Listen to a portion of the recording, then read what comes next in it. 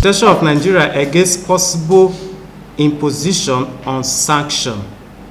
Because if this is allowed to be the take home of the international organizations and global powers, Nigeria stands to face a possible sanction imposed on her by the United States. Unfortunately, the report and its intent are subjective, going by what we are able to glean from it. The report in its executive summary said, throughout the year, Shia Muslims under the auspices of the Islamic Movement of Nigeria, IMN, conducted a series of demonstrations, including several in July, against the ongoing intention of IMN leader Sheikh Ibrahim el-Zakzaki, resulting in violent confrontations between protesters and security forces, which left as many as 30 dead, including protesters and police. Another noteworthy excerpts from the report are terrorist groups including Boko Haram and ISIS West Africa attacked population centers and religious targets and maintained a growing ability to stage forces in rural areas and launch attacks against civilian and military targets across the northeast, according to observers. The report further speculated that conflicts between predominantly Muslim Fulani herdsmen and predominantly Christian farmers in north-central states continued throughout the year, although the violence was lower than during the 2017 and 2018 spike, reportedly due to government intervention and efforts of civil society to resolve conflicts. Gentlemen of the press, from the foregoing, you can see that the United States 2019 International Religious Freedom Report concluded on Nigeria is rather degrading on the nation. First, it is inconceivable that the United States can regard security operations against IMN as denial of religious freedom. No one prevented IMN members from worshiping in the fashion they prefer to the extent that they also respect the rights of other people.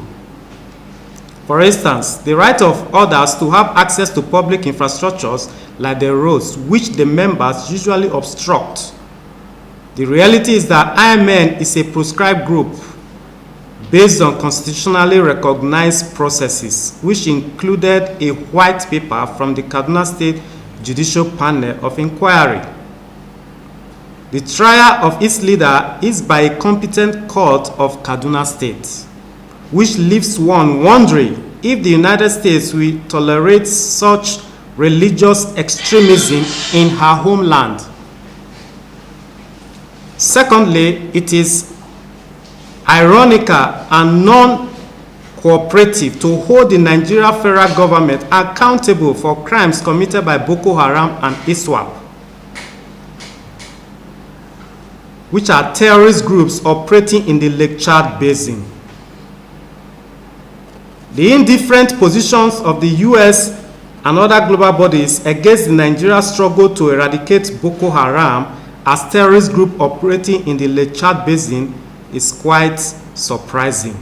This refusal to so classify Boko Haram has been behind the absence of international support to eradicate it from operating in the region. The U.S. activities in the Middle East and North Africa supported the growth of ISIS brand of terrorism and also flooded those areas with weapons that have found their ways into the hands of Boko Haram terrorists. Boko Haram killed Nigerians, and the loss of many human lives is a tragedy. Boko Haram bombed mosques and killed Muslims, Christians, animists, agnostics, and atheists alike. Reducing the act of terror being committed by Boko Haram to a sectarian debate is an irresponsible act that must not be encouraged. The United States must know that it ought not to act on fake news, as this distracts from the global standing. We want to categorically tell the United States that it is right that the government of Nigeria has the mandate to work well-being of all Nigerians. And the military has the mandate to protect the territorial integrity of Nigeria, and that is and continues to be work in progress.